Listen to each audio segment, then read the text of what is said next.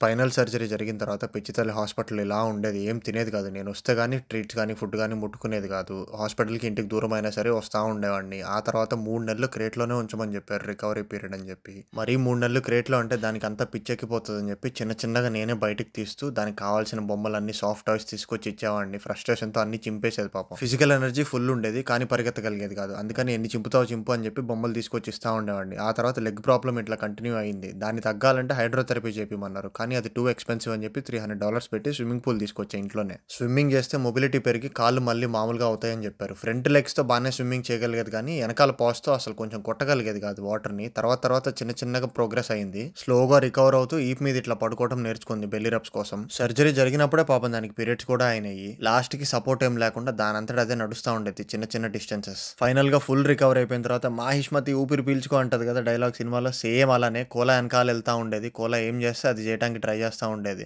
వెనక కాళ్ళు కుంటేది. ఇప్పుడు కూడా అట్లానే చేస్తది. బట్ ఇంక అదంతే.